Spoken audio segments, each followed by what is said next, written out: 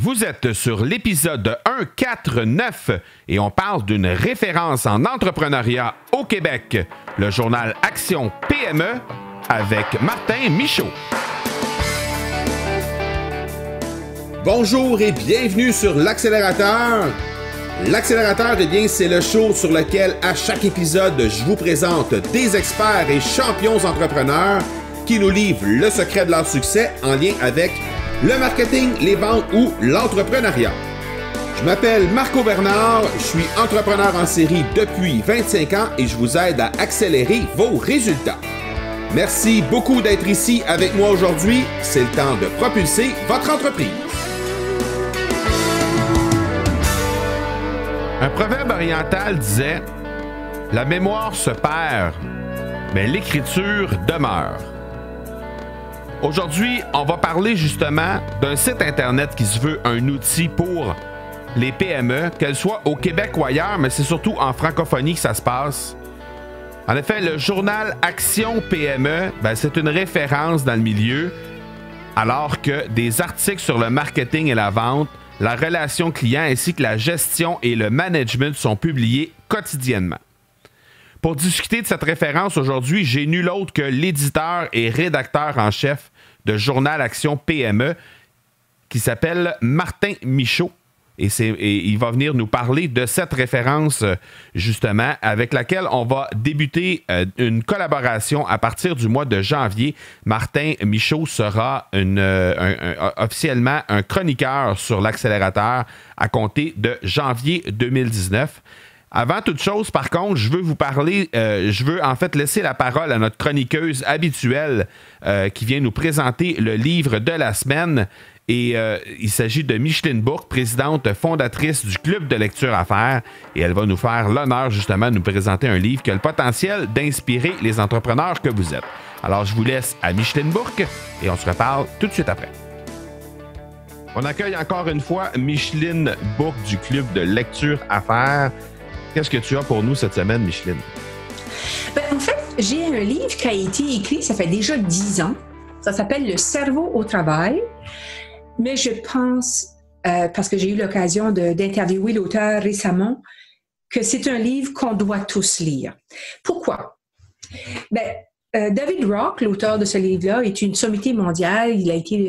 C'est le créateur de l'Institut du Neuro-Leadership qui est situé à New York. Et son livre présente l'avantage de nous faire voir que notre cerveau fonctionne de telle ou telle façon et qu'on a tout intérêt justement à comprendre comment notre cerveau fonctionne parce que il peut nous jouer des tours et on peut être en mode non optimisé, c'est-à-dire qu'on peut être en mode, on pourrait être beaucoup plus efficace si on comprenait comment notre cerveau fonctionne. Et ce qui est le génie de cet ouvrage-là, puis il m'a dit que ça lui avait pris 5 ans à l'écrire, puis je comprends pourquoi, c'est qu'il a pris pour nous faire cheminer dans l'apprentissage et la compréhension de comment notre cerveau fonctionne, il a décidé de nous mettre des scénarios réels par le biais de personnages, donc Émilie et Paul, qui vivent des situations professionnelles. Donc, il explique la situation, puis après ça, il nous dit, s'ils avaient bien compris comment leur cerveau fonctionne, voici ce qui aurait pu être un résultat différent. Okay. C'est très intéressant de comprendre que notre cerveau, plus on le comprend, plus on peut agir. Puis je vais vous donner un exemple bien simple. Les fameux courriels. Okay. Je plaide coupable. Moi, la première chose que je fais le matin, lire mes courriels. Mm-hmm. Ce serait la dernière chose que je devrais faire, en fait. Parce que le courriel exige beaucoup de mon cerveau. Il utilise une partie de mon cerveau, le cortex frontal, et ça l'interpelle beaucoup, mais ça, cette ressource-là, au niveau de notre cortex frontal qui nous permet de prendre des décisions, par exemple, n'est pas une ressource inépuisable. Donc, dans une journée de travail, là, il faut prendre compte du fait qu'il y a des tâches qui vont interpeller cette partie-là de notre cerveau et qu'on devrait les prioriser et on devrait le faire d'ailleurs le matin. Donc, c'est plein d'anecdotes comme ça, très simples peut-être la comprendre. Évidemment, il y a des approches là-dedans. Puis il y a des choses à comprendre qui nous ont l'air. En fait, quand je lisais ça, c'est tellement de base, mais d'un autre côté, c'est un petit peu difficile à comprendre parce que notre cerveau, il fonctionne comme un animal. Hein? On est des animaux. Hein? Donc, le cerveau fonctionne beaucoup sur la base de la menace et de la récompense. Mm-hmm. Donc, si on peut comprendre ça et comprendre comment on travaille pour arriver plus dans un fonctionnement qui nous amène vers la récompense, donc sur le côté positif, versus le côté plus négatif qui est la menace qui va faire que ça va enclencher chez nous des mécanismes qui sont peut-être pas à notre avantage.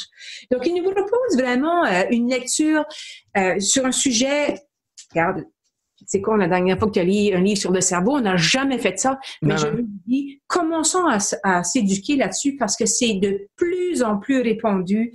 La neuroscience a fait des avancées extraordinaires. Ouais. J'étais au congrès de l'Ordre des conseillers en ressources humaines récemment. On parle de plus en plus du cerveau, comprendre le cerveau. C'est déjà dans les entreprises. Donc, comme individu, commencez. Puis ça, c'est un excellent livre pour commencer. Ça se lit comme une petite histoire avec plein de démonstrations de trucs, de faits, de données.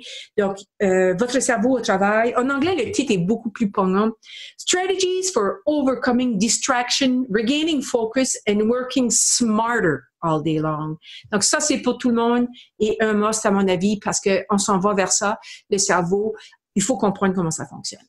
Ben moi, tu m'as eu parce que avec l'exemple du courriel, ben je vais devoir découvrir pourquoi je fais ça le matin et qu'est-ce que je devrais faire à la place. Donc c'est ça, puis c'est facile à lire, puis c'est comme nouveau, puis de nos côtés surprenant, mais comment faire pour changer notre vie, pour en tenir compte? C'est ça le défi qui nous lance, puis je trouve que c'est un excellent défi. Puis même si le livre a 10 ans, ce livre-là va être bon dans 30 ans, à mon avis, parce que c'est fait sur des exemples qu'on peut comprendre et la science n'a pas changé sur certaines bases, là, comme je te dis, la menace et la récompense, ça, c'est un fait.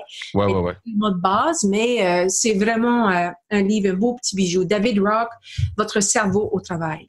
Ben, c'est inscrit sur ma liste de lecture pour 2019. Merci beaucoup encore une fois, Micheline. Avec plaisir, Marco. On se reparle la semaine prochaine. Merci, ciao.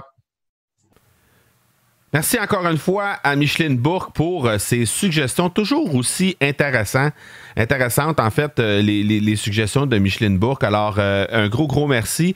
Et Micheline sera de retour en 2019, incidemment, avec sur l'accélérateur pour continuer de nous inspirer, continuer de nous proposer des livres qui sont tous aussi intéressants les uns que les autres. Alors, aujourd'hui, on reçoit Martin Michaud du journal Action PME. Et je vous laisse à l'entrevue avec Martin qui deviendra, comme je l'ai dit tantôt, un chroniqueur en 2019 au sein de l'accélérateur. Et on se reparle tout de suite après. Journal Action PME est une référence dans le milieu alors que des articles sur le marketing et la vente, la relation client ainsi que la gestion et management sont publiés quotidiennement. Pour discuter de cette référence, j'ai aujourd'hui avec moi l'éditeur et rédacteur en chef de Journal Action PME, Martin Michaud. Martin, merci beaucoup d'avoir accepté l'invitation d'être sur l'accélérateur. C'est super apprécié. Ben, merci beaucoup de m'avoir invité, Marco. C'est moi qui apprécie cette opportunité. Justement, ben, Martin, j'aimerais ça que tu nous racontes déjà d'abord comment c'est venu cette idée-là de Journal Action PME. Bon, ça remonte quand même il y a quelques années, alors que moi, j'ai une autre entreprise qui s'appelle Intellex Marketing, puis je fais de l'accompagnement de PME pour la visibilité web, des campagnes de publicité, et du contenu et tout ce qui fait en rapport avec le marketing web. Et puis, vraiment, à chaque séance, j'avais prévu 1h30 de séance avec un client, une cliente, puis il y a toujours une période de questions avant, dire « Hey Martin, j'ai trouvé telle affaire, qu'est-ce que tu en penses? Je sais pas trop comment ça fonctionne. Je pense que j'ai besoin de ça, mais je le trouve pas sur Internet. Aurais-tu une référence? » Et puis, donc, il y avait régulièrement une période de discussion de 10, 15 minutes, 30 minutes des fois, juste comme essayer de guider les gens dans autre chose que le marketing, bien souvent. Ouais. Et puis là, je me suis mis à réfléchir à ça, puis je me suis dit, hey, c'est systématique que les entrepreneurs ont besoin de ça. Pourtant, tout est accessible, mais pour avoir fait des recherches moi-même, puis je commence à être très, très bon, parce que ça fait longtemps que je navigue sur Internet. Tout est accessible, mais c'est quand même des fois difficile de trouver la bonne information. Donc, je me suis dit, peut-être quelque chose qui pourrait rassembler l'information. Mm-hmm. Ça pourrait aider. Mais quoi? Et puis là, de fil en aiguille, j'ai eu beaucoup d'idées, j'ai consulté des gens, ça m'a lancé sur d'autres pistes. Puis, à un moment donné, quelqu'un m'a dit, écoute, pars une plateforme, puis appelle ça journal. Parce que ça va être en continu, ça va être numérique de toute façon, et en continu. Donc, tu peux appeler ça un journal. Je dis, oui, c'est vrai. Là, l'autre questionnement, je me suis dit, c'est quel contenu que je veux avoir sur mon journal? J'ai pris vraiment une feuille de papier, j'ai fait un cercle, j'ai marqué PME. Mm-hmm. Là, je me suis fait des lignes alentour. Je me suis dit, qu'est-ce qu'une PME voudrait apprendre? En savoir plus. Qu'est-ce qu'elle a besoin? Oui, qu'est-ce qu'elle a besoin? Donc, telle ligne, c'est telle chose, telle ligne. Puis là, j'ai rassemblé ça en 3 grands groupes, comme tu as présenté, Marco, au début, marketing et vente, relations clients et gestion management. Je me suis dit, probablement qu'on peut couvrir 99% des besoins d'une PME avec ces 3 grands thèmes-là. Et puis, il y aura une quantité de sous-thèmes pour être capable de plus cibler les sujets. Et puis, donc là, de fil en aiguille, le montage s'est fait en partie dans ma tête en premier, après ça sur papier, et puis on a travaillé là-dessus l'été 2017 énormément.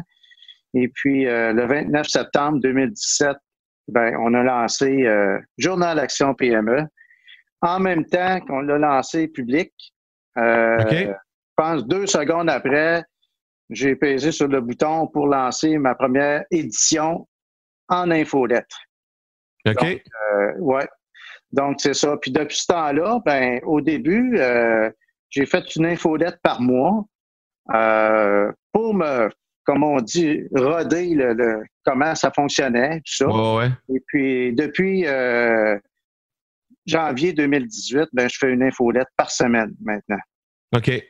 Fait que les articles sortent sur une base périodique, quotidiennement probablement, ou quelque chose comme ça. Mais toi, tu y vas hebdomadairement, là, seulement. Oui, presque quotidiennement. En fait, justement, le fait d'avoir fait une période de rodage m'a permis de voir les bons côtés, les difficultés, etc. Je me suis rendu compte que certaines choses que je faisais moins bien, dont le fameux deadline, pour remettre un texte. Ouais. Là, je faisais une infolette par mois, puis je recevais 20 textes la dernière journée avant de sortir mon infolette.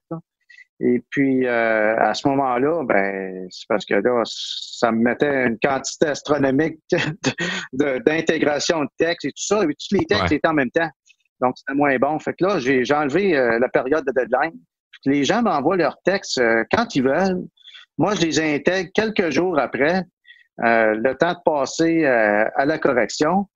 Ensuite, c'est l'intégration. Et puis, à chaque semaine, je prends les textes de la dernière semaine et puis je les rediffuse dans mon infolette. Puis ça fait l'édition, comme là, on a fait l'édition du 7 décembre, qui était vendredi dernier.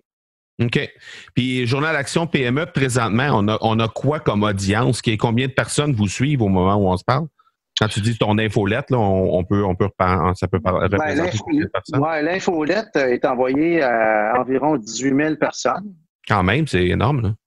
Oui, c'est quand même très bien. Et puis, l'audience du journal, il y a plus ou moins 5 000 personnes qui viennent sur le site à chaque mois. Donc, ils regardent environ 4 pages, qui fait presque on a presque atteint 20 000, en tout cas, on était à des poussières de 20 000 pages vues. Il faut comprendre aussi, il y a des gens qui me disent hey, c'est énorme. Ils comparent ça avec leur blog, exemple. Mm-hmm. Il y a d'autres personnes qui me disent hey, c'est vraiment pas beaucoup. Il faut démêler un peu qu'est-ce qui se passe dans le marché. Tu sais, un blog individuel, il faut pédaler vraiment énormément pour avoir, mettons, je sais, je l'ai déjà vécu, là, 1000 pages vues par mois, c'est énorme. C'est vraiment c'est bien. énorme. Très bien, oui. Okay? Ouais.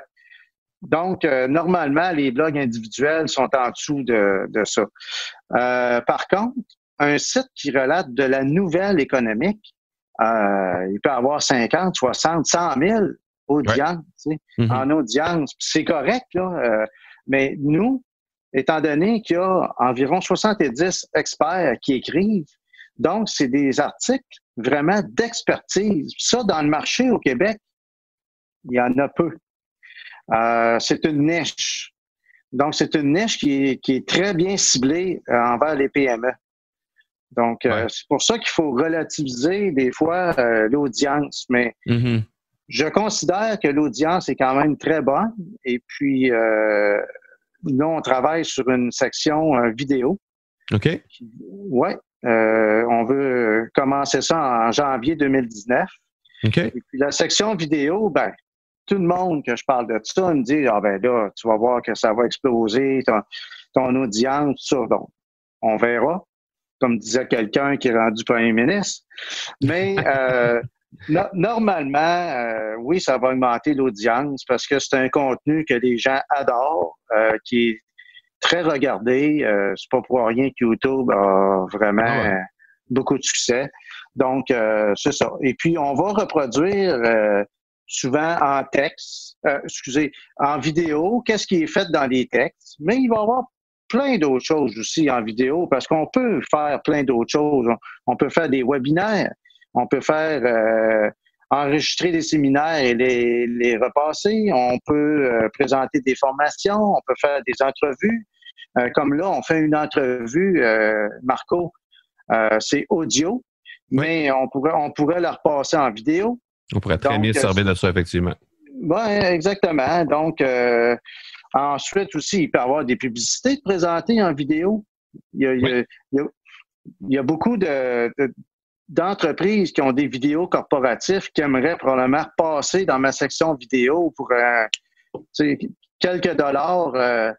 Bien présenter leur entreprise avec la vidéo, ben les gens ils voient les installations, l'équipe, etc. Là, c'est vraiment une espèce de publi-reportage, mais en images. Ben, ça peut être ça aussi. Moi, j'en fais du publi-reportage en texte. Avec on intègre de l'image.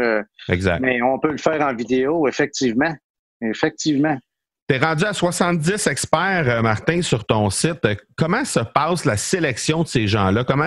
Est-ce que les gens se rendent volontaires pour ça? Est-ce que les gens appliquent? Est-ce que c'est toi qui les approches? Comment tu détermines exactement qui tu approches? Ou qui va finalement écrire, là, dépendamment de... Oui, ben c'est un peu des deux. Au départ, je me suis mis une ligne de conduite parce que je voulais garder une qualité dans le journal. Donc, je dirais qu'il y a une centaine de personnes qui m'ont contacté.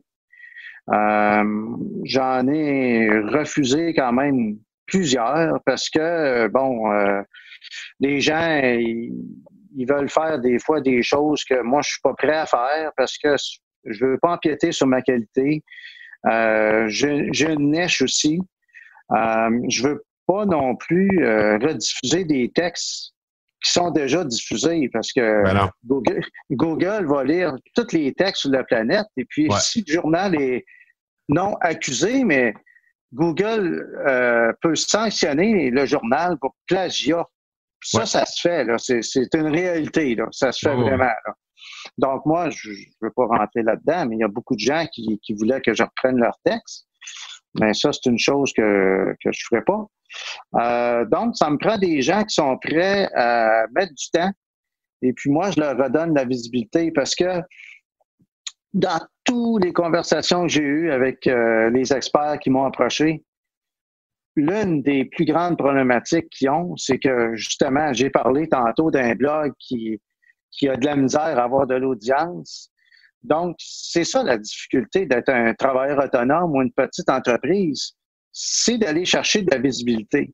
Donc, dans un média comme le journal Action PME, la force du nombre, il joue pour quelque chose, là, vraiment. Les gens ont quand même plusieurs vues, plusieurs lectures de chacun de leurs textes. Ça leur donne une bonne notoriété aussi d'être dans le journal parce qu'ils voient aussi qu'il y a quand même une masse importante d'experts maintenant. Il y a des gens de très grande qualité qui sont experts dans le journal. Donc, puis j'y tiens. Puis les gens qu'on m'approche ou moi j'approche des gens que je sais qui pourraient contribuer et amener de quoi de plus aussi au journal. Donc, c'est un peu la démarche. OK. C'était quoi le plus grand défi là, depuis le 29 septembre 2017? Là, c'était quoi ton plus grand défi que tu as eu à surmonter depuis ce moment-là? Ça fait un peu plus qu'un an là, maintenant. Là. C'était quoi ton plus gros défi? Ben, le plus gros défi, c'est combiner les tâches quotidiennes et le développement du journal. Donc, si je ne mettais pas d'extra, je serais tout le temps dans les tâches quotidiennes. Ouais. Parce que, ça c'est sûr. Mais il faut développer, il faut innover. Qu'est-ce qu'on a fait aussi depuis le début? On a toujours innové avec le journal. Il y a toujours un petit plus régulièrement. Donc, c'est ça qui est intéressant pour un lecteur. Puis c'est ça que les gens me disent quand ils me contactent. Souvent, les gens des derniers mois qui m'ont contacté, ils m'ont dit on te regarde aller ton équipe, le journal évolue bien, tu as une bonne qualité, tu as toujours des choses à chaque semaine à nous dire. Il y a même des gens aussi qui disent moi, j'ai commencé à prendre des textes puis je les donne à mes clients. Ah, ben là, ça me fait plaisir. Ben oui, c'est bien ça. Ben oui, puis c'est ça, quelqu'un qui fait de la formation, dernièrement m'a appelé, il dit j'ai emmené un texte dans ma formation, puis j'ai donné ça à tous mes élèves. J'ai dit ah ouais, super. Ben ça, c'est valorisant pour mes experts aussi. Là. Clairement. Parce que c'était pas un des miens, ça, je le sais. mais c'est valorisant pour mes experts parce que là, leur nom circule, leur notoriété amplifie comme ça, puis circule. Puis ça, je suis très fier d'être capable de redonner ça maintenant aux experts qui sont sur le journal. Ben oui. Donc, pour répondre vraiment à ta question, c'est vraiment le plus grand défi, là, c'est de combiner les tâches les deux du journal, le développement et aussi mes tâches que j'ai à faire avec mon autre entreprise. Donc, c'est vraiment le mix de tout ça, c'est mon plus grand défi. Ouais. Il y a un horaire de Martin Michaud dans une semaine, ça représente à quoi en termes de pourcentage au journal versus l'entreprise? Je sais bien qu'à chaque semaine, ça va être différent, mais grosso modo, là, en termes de pourcentage, ça peut représenter quoi? J'essaie de respecter 50-50 parce que mes clients qui me payent, il faut que je leur mais je dirais que le 50-50 s'étire tout le temps. Dans le sens qu'il s'étire en nombre d'heures. Puis là, il veut s'étirer aussi pour le journal. Donc, c'est un peu ça. Là. Je vous dirais que souvent, régulièrement, ma famille ne me voit pas le dimanche matin. Parce que je suis devant mon ordinateur. Oui, c'est ça. Tu gardes ce moment-là pour donner un petit go dans le journal. Dimanche soir, la plupart du temps aussi, j'ai un moment de 1 heure ou 2 là, que je planifie ma semaine, que je finis certaines tâches que je n'ai pu finir. Donc, oui, ça s'étire. J'essaie toujours de garder le samedi sans ouvrir mon ordinateur. OK. Donc ça, c'est... avoir un peu d'équilibre dans la famille aussi. Oui, c'est ça, exactement. Exactement. Mais les soirs sont bien occupés aussi. Définitivement. Tu parles de comment gérer son temps et tout ça. Sûrement qu'il y a des gens qui ont su te conseiller là-dessus ou tu as probablement lu sur le sujet, mais globalement, si je te demandais le meilleur conseil que les gens t'ont jamais donné, que quelqu'un t'a jamais donné, ce serait quoi? Est-ce que tu parles en gestion de temps ou en général. Le meilleur conseil que tu as reçu, que tu as eu la chance de recevoir de quelqu'un, puis que tu aimerais refiler aux autres qui nous écoutent aujourd'hui, là, parce que c'est un conseil qui t'a vraiment, vraiment aidé. Ben, c'est de croire en mon projet. Okay. Peu importe quel est le projet, c'est de croire au projet. Je pense que lorsqu'on croit en notre projet, notre cerveau travaille pour nous. Là, je veux pas être ésotérique, là, mais vraiment, mais... c'est vraiment ça, parce que moi, je suis quelqu'un qui marche beaucoup. Donc, souvent, je vais marcher, puis, oups, une idée qui me vient. Une autre. Souvent, je rencontre des gens aussi, puis en les écoutant, une idée vient. Donc, le fait d'y croire à mon projet, je le sais qu'il y a un besoin, je le sais que je sais où est-ce que je veux amener mon projet, puis les étapes que ça prend, je vous dirais les sacrifices aussi que ça prend. Oui, définitivement. Oui. Alors, c'est vraiment ça. Moi, j'y crois vraiment. Je mets beaucoup de temps là-dedans. Puis je vous cacherai pas, jusqu'à maintenant, pour peu d'argent. Hein? C'est l'autre côté qui me fait vivre pour l'instant. Oui, clairement. Mais c'est parce que j'y crois. Parce que sinon, je serais à temps plein dans Intellex, puis la vie serait comme avant.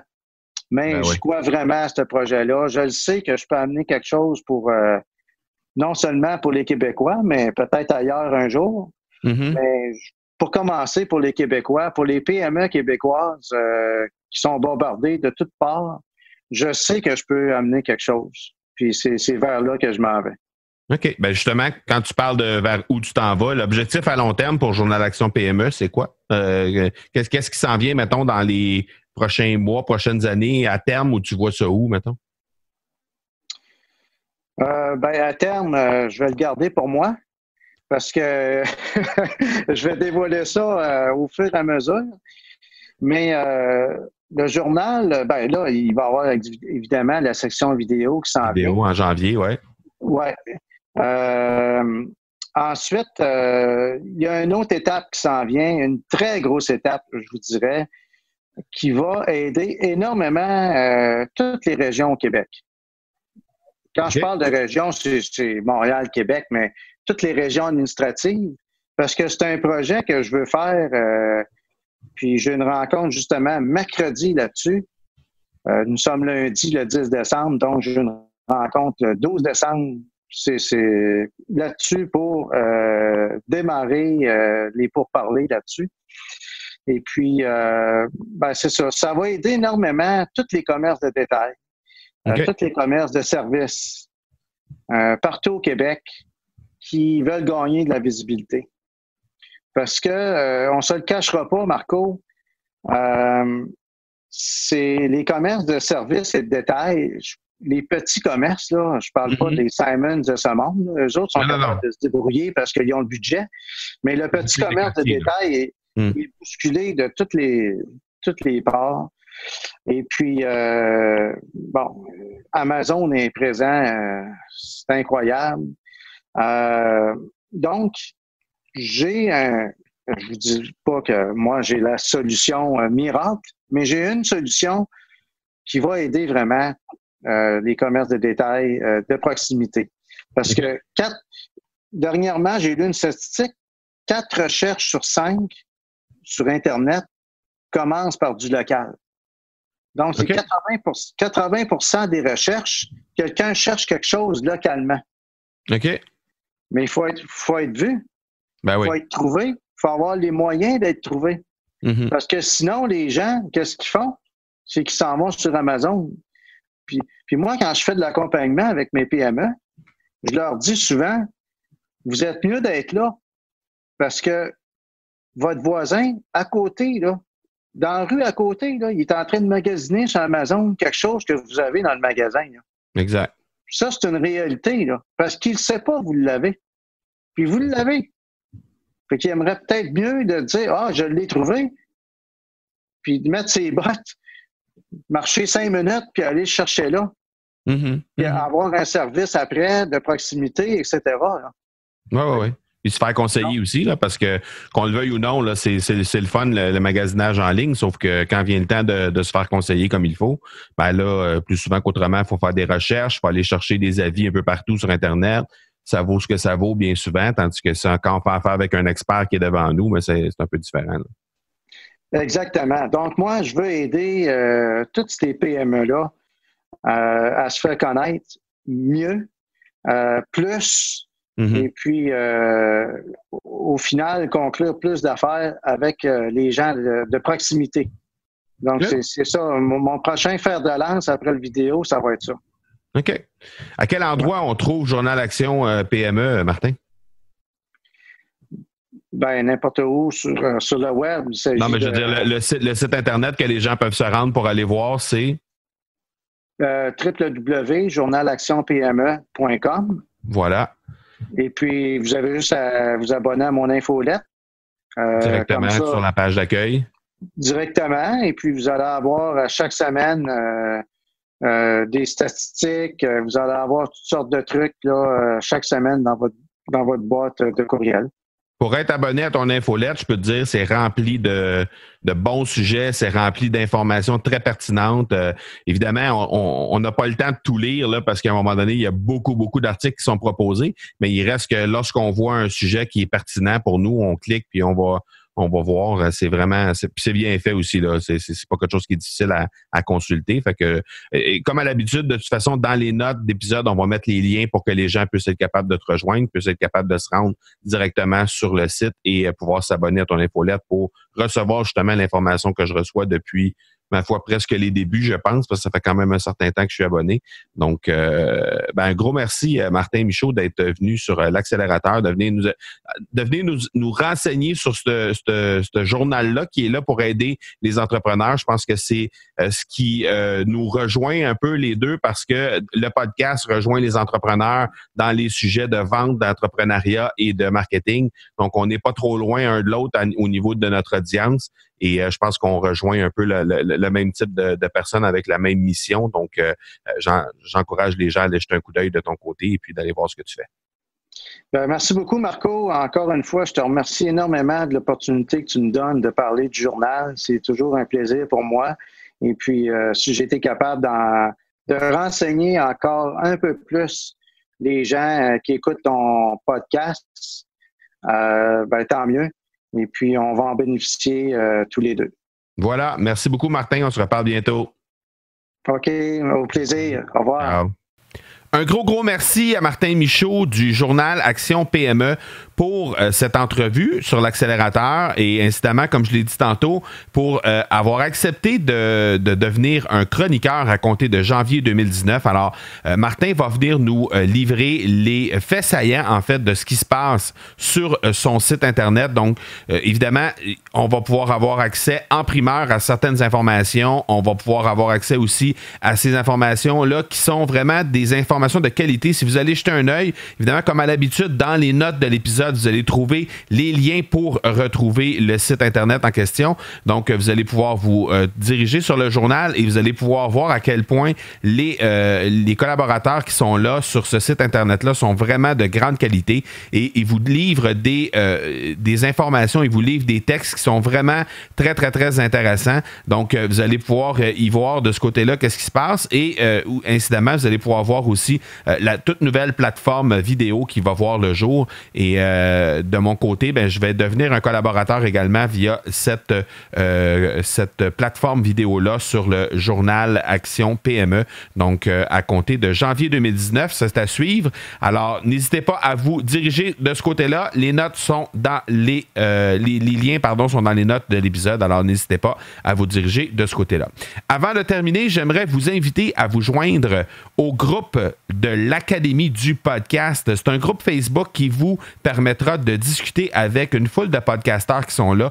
Il y a tout près de 100 personnes présentement. Ce sont tous des passionnés de podcasts ou encore des gens qui animent des podcasts. Donc, ça va vous permettre de découvrir peut-être des nouveaux podcasts, découvrir des gens qui sont là et qui sont en entrepreneuriat aussi ou qui aspirent à peut-être développer un podcast sous peu.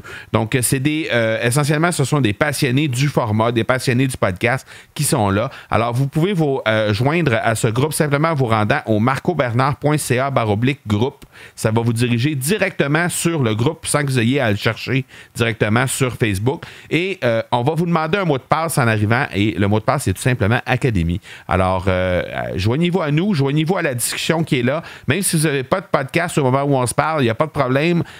C'est simplement pour discuter justement podcast, discuter avec des animateurs, d'autres animateurs. Ça va vous permettre de découvrir d'autres podcasts. Donc, marcobernard.ca/groupe pour que vous puissiez venir discuter podcast avec nous sur ce groupe Facebook qui est fort sympathique et qui donne la parole à tout le monde et qui est quand même assez interactif depuis ses débuts. Ça fait quelques mois seulement que c'est en route, mais c'est déjà très, très, très... très participatif. Il y a beaucoup de monde qui participe. Donc, voilà. Voilà qui termine cet épisode 149 avec Martin Michaud. Je veux vous dire, le prochain épisode, ce sera un épisode très spécial pour moi parce qu'on en est au 150e épisode déjà de l'Accélérateur. Alors, inutile de dire que c'est un épisode qui va être assez émotif pour moi. 150 épisodes. On a juste à regarder ce qui se passe sur iTunes pour découvrir qu'il n'y a pas beaucoup de podcasts qui se rendent à une telle marque. Donc, c'est grâce à vous, grâce à tous les feedbacks que j'ai de votre part, à tous les gens qui m'écrivent, que ce soit sur mon courriel au parler@marcobernard.ca, donc parler@marcobernard.ca. Vous pouvez m'envoyer tous vos commentaires, vous pouvez m'envoyer des suggestions aussi, comme il y en a une multitude qui l'ont fait depuis les débuts de ce podcast que je chéris depuis maintenant mai 2017, début juin 2017, que ce podcast-là est en route. Et 150 épisodes plus tard, eh bien, on se retrouve la semaine prochaine pour faire une rétrospective de ces 150 épisodes de l'Accélérateur. Alors, ne manquez pas ça. Ce sera mercredi prochain. Et d'ici là, je vous dis, soyez bons, soyez sages. Et je vous dis ciao!